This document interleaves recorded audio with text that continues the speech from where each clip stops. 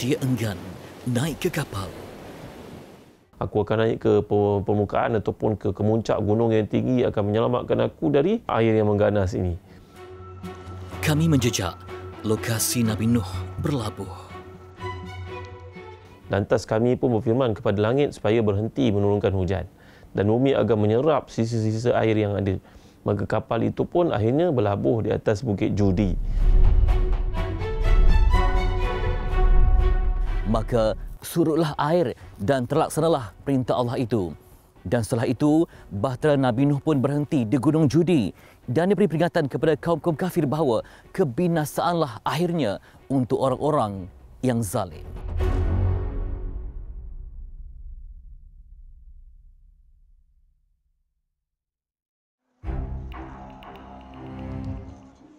Lokasi kapal Nabi Nuh AS berlabuh didakwa tidak jauh dari bandar Jizri.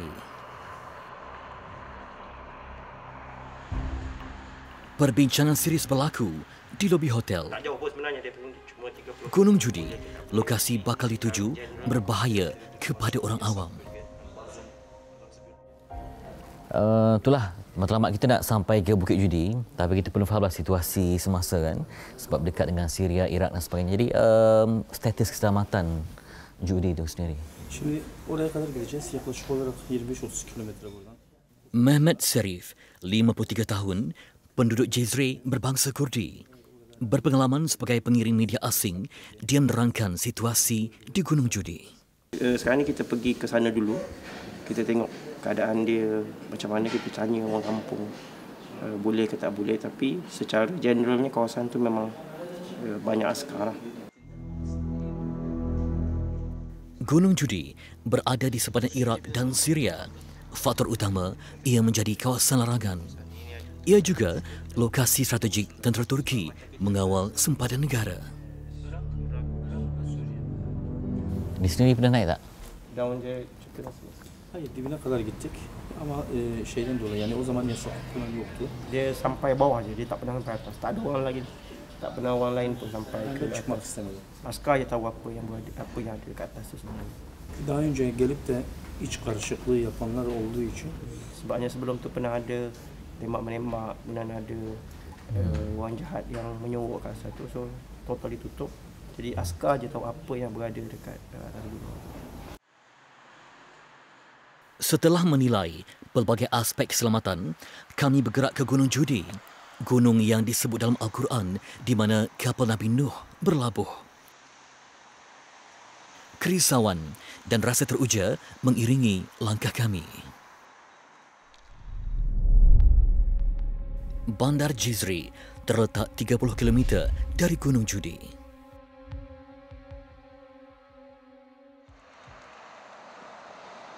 Jarak ke Gunung Judi tidak jauh, tetapi kenderaan awam tidak dibenarkan menghampiri kawasan larangan. Dari sini 30? Lebih kurang 30 km. Tapi kat situ tak ada polis jaga? Tak boleh masuk? Ada askar. Ada. Kawasan tu. Tak nak masuk ke kampung tu? Kampung tak ada. Tak ada. Tapi kat situ ada pos askar, dia boleh tengok kita. Oh, okey. Gunung Judi, penutup derita Nabi Nuh alaihissalam.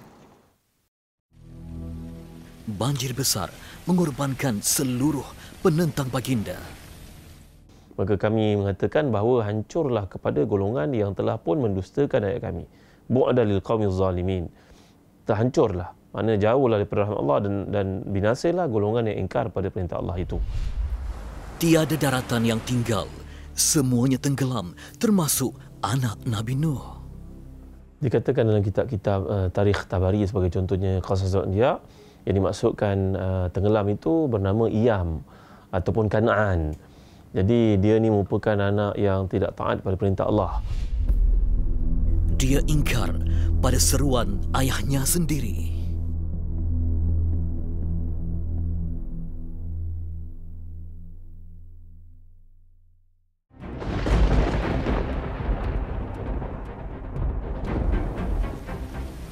Setelah kapal Nabi Nuh dipenuhi golongan beriman dan pasangan haiwan, air dari langit serta bumi menenggelamkan mereka yang menentang dakwah baginda. Seorang daripada anak Nabi Nuh terkapai-kapai dipukul ombak, tetapi dia tidak mahu mengikut bapanya. Bila Nabi Nuh menawarkan kepadanya, marilah naik ke atas kapal, irkam ma'ana wala takum ma'al kafirin, mari naik kapal ni bersama kami. Maka beliau menjawab, wahai aku akan selamatkan diriku di tempat Jabal Ya'simuni minal ma'. Aku akan naik ke permukaan ataupun ke kemuncak gunung yang tinggi, akan menyelamatkan aku dari air yang mengganas ini. Tapi akhirnya beliau pun tenggelam bersama dengan golongan yang ingkar. Maka namanya Kan'an ataupun Iyam. Kedegilan meragut nyawa anak Nabi Nuh. Kapal baginda terus dipukul badai dalam tempoh yang panjang. Dalam kitab-kitab tafsir, dalam kitab-kitab sejarah Islam macam Tarikh Tabari, Qasasul Anbiya oleh Ibn Kathir contohnya, menjelaskan bahawa peristiwa ini berlaku selama 50 hari. Ada mengatakan dia sebulan, ada mengatakan lebih daripada itu. Riwayat paling singkat mengatakan 30 hari, sementara riwayat lain menyebut lebih daripada 50 hari. Walau berapa lama sekalipun kapal itu berlayar, yang pasti ia berlabuh di atas Gunung Judi. Adakah Gunung Judi yang dimaksudkan terletak di Jizri? Di hadapan kami, banjaran tanah tinggi didakwa lokasi kapal baginda berlabuh.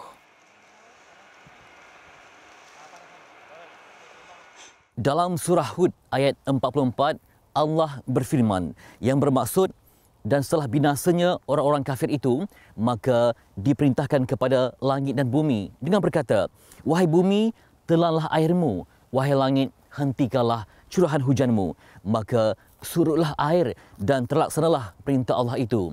Dan setelah itu, bahtera Nabi Nuh pun berhenti di Gunung Judi dan diberi peringatan kepada kaum-kaum kafir bahawa kebinasaanlah akhirnya untuk orang-orang yang zalim. Ditentang selama 950 tahun, akhirnya musuh baginda dimusnahkan oleh banjir besar. Gunung Judi membuka lembaran baru kehidupan Nabi Nuh alaihissalam. Baik, di belakang saya ialah Gunung Judi yang menjadi pencarian penting dalam mengkaji kisah Nabi Nuh alaihissalam ini. Tetapi di sini tidak ada pun sebarang papan tanda ataupun indikasi lain yang menunjukkan ini ialah Gunung Judi. Hanya bertanya kepada orang tempatan saja. Dan Gunung Judi pun panjangnya lebih kurang 15 km. Jadi tidak ada, kita tak tahu pun di mana sebenarnya tempat yang menjadi sejarah penting dalam kisah dan juga sejarah Nabi Nuh alaihissalam. Sebenarnya terdapat dua lokasi didakwa kapal Nabi Nuh alaihissalam berlabuh di Turki, iaitu di Jizre dan di Dogu Bayazid. Kalau sebut tentang bahtera Nabi Nuh kan, banyak versi lokasi bahtera tu. Ada yang kata di Dogu Bayazid lah, di Judi dan sebagainya. Jadi yang kalau ikut orang tempatan ni, apa pendapat dia orang?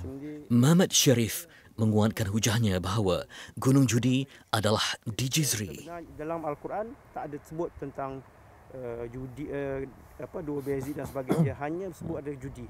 Ini saja yang dalam Al-Quran mengatakan judi. Tufandan sonra Allah Teala tarafından vahiy geliyor. Yere suyu em diyor. Yukarıdan da kes diyor. Ve Judi Dağı bir avuç içi gibi oluyor geminin konması için. Su çekildikten sonra gemi sebab apa dalam Al-Quran mengatakan sedut air. Jadi bumi itu menyedut air. Dan sebab tu kalau kita tengok walaupun macam ni, Gunung Judi ni di tengah-tengah tu dia ada macam kawah untuk air jatuh ke atas tu. Jadi hujan berhenti dan air jadi terletaknya, tapi kita tak tahu keadaan lokasi spesifik sana. Jejak Rasul pernah merakamkan sebuah lokasi lain didakwa kapal Nabi Nuh berlabuh. Pada tahun 1996, 8 orang kru Jejak Rasul mendaki sebuah puncak berhampiran Gunung Ararat. Mereka menemui kesan tanah berbentuk sebuah kapal yang besar. Penduduk Kurdi kawasan itu mendakwa ia tapak kapal Nabi Nuh alaihissalam berlabuh. Saintis barat juga menemui cebisan kayu lama dipercayai dari sebuah kapal. Tinggalan itu terletak hampir dengan bandar Dogu Bayazid, lebih 500 km dari Jizre.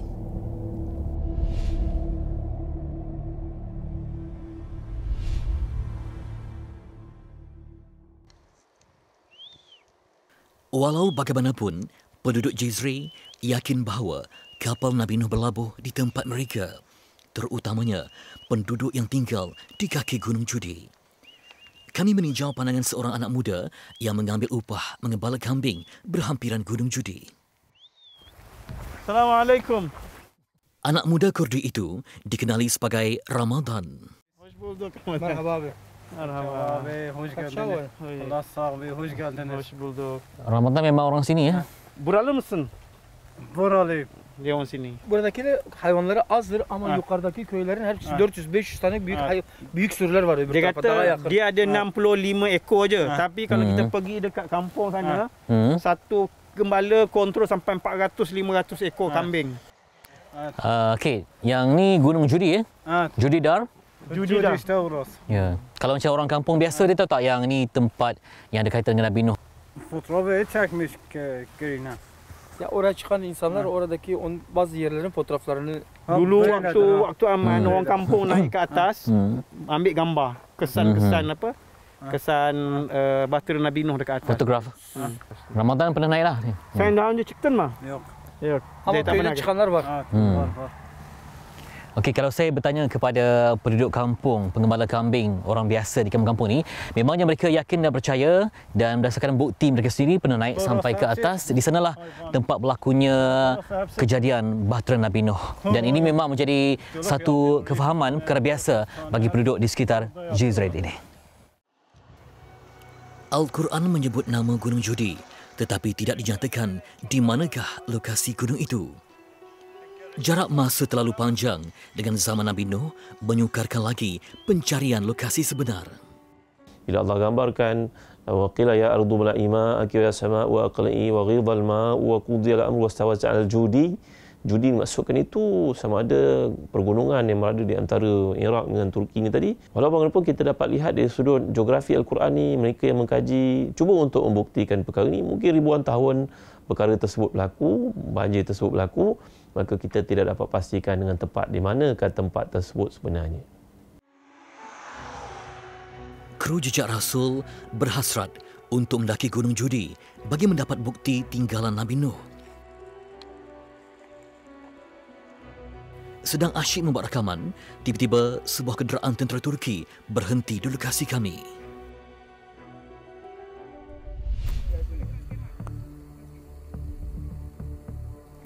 Kami diarah menghentikan rakaman.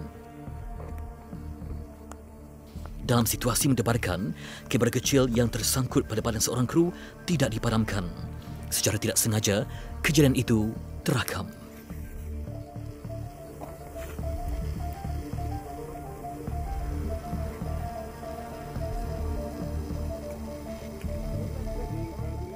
Pegawai tentera mengarahkan butiran kru serta dokumen kebenaran diserah kepada mereka.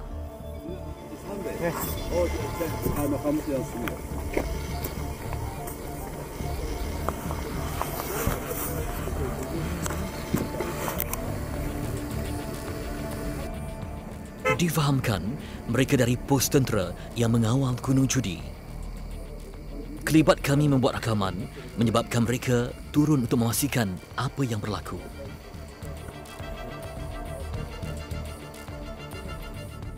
Penjelasan daripada pengiring serta butiran kru yang lengkap meyakinkan pihak tentera. Mereka membenarkan kami meneruskan rakaman.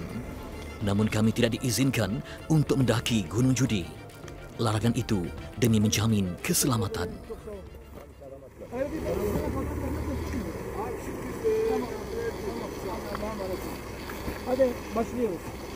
Alhamdulillah.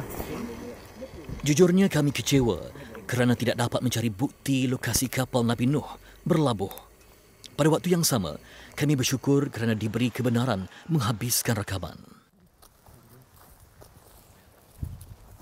Kawasan di sini memang sepi dan lapang, kawasan pertanian. Yang saya nampak cuma rumah dan juga lembu dan kambing. Selainnya memang agak sepi dan tenang. Tetapi kena hati-hati sebab inilah kawasan sensitif yang sentiasa dipantau. Setelah berlabuh, Nabi Nuh didakwa menghembuskan nafas terakhir di Jizri.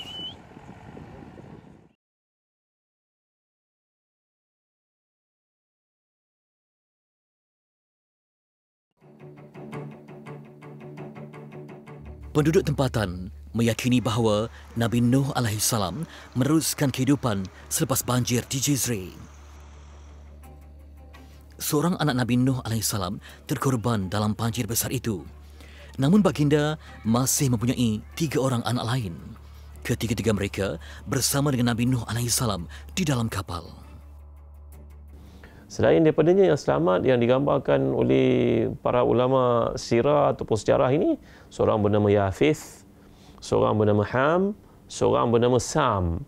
Inilah 3 orang anak Nabi Nuh yang selamat bersama dengan orang beriman yang dikatakan bilangan mereka di antara 80 hingga 83 orang sahaja pada masa itu. Ada riwayat mengatakan 3 orang anak Nabi Nuh yang terselamat itu membentuk bangsa-bangsa utama di dunia hari ini. Kita dapat memahami daripada bahan sejarah, anak-anak Nabi Nuh yang selamat ini seorang bernama Yafith, seorang bernama Sam, seorang bernama Ham. Yang dikatakan Yafith ini adalah bapa kepada orang-orang Eropah. Dikatakan Yafith adalah bapa kepada orang-orang Eropah, kulitnya putih, hidungnya mancung, rambutnya apalagi perang, matanya biru. Manakala Ham adalah bapa kepada orang-orang yang kulitnya mungkin sawo matang. Mungkin orang belah Asia, mungkin orang belah Asia Tengah. Dan kemudian bapa kepada orang Afrika dipanggil sebagai namanya Sam.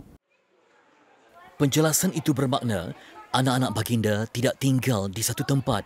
Sebaliknya mereka bertebaran ke benua lain. Sementara Nabi Nuh alaihissalam dikatakan tinggal di Jizri. Merhaba, hoş geldiniz. Malezzetleri 3, Cizre'ye hoş geldiniz. Nuh Peygamber Aleyhisselam şehrine hoş geldiniz. Merhaba, hoş geldiniz. Teşekkür ederim, sağ olun.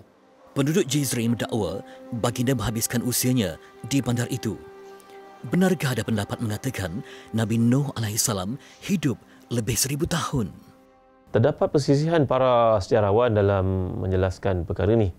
Sama ada kalangan mereka mengatakan usianya 1000 tahun, dan mengatakan 1020 tahun, ada mengatakan umurnya 1050 tahun, ada mengatakan umurnya 1600 tahun seperti kata Aun, macam Ibn Abbas mengatakan umurnya 1050 tahun. Kita tidak dapat pastikan.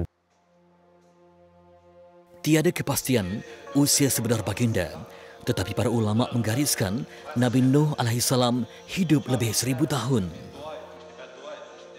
Hazreti Nuh Aleyhisselam tufandan önce, Cizre'ye gelmeden önce bir dua etmişti. Müminun suresinde şöyle buyuruyor.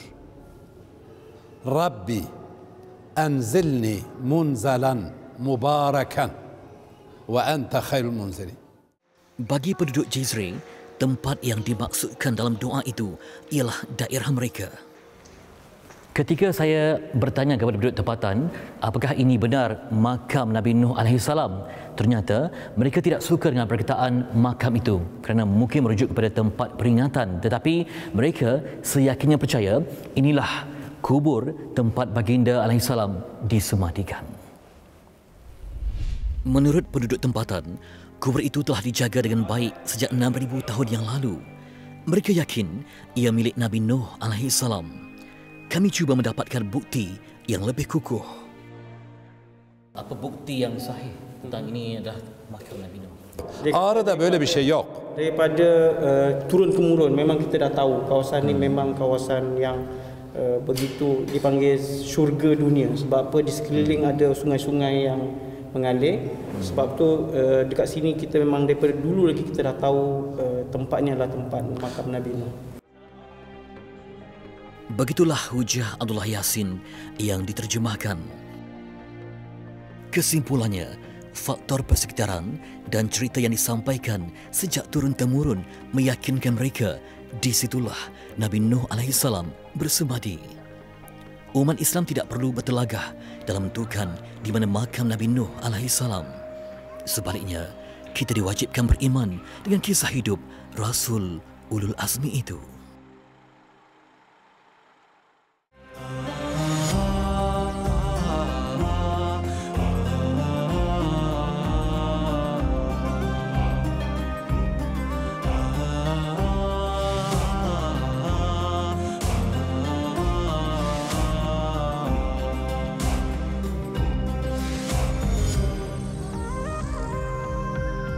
Betapa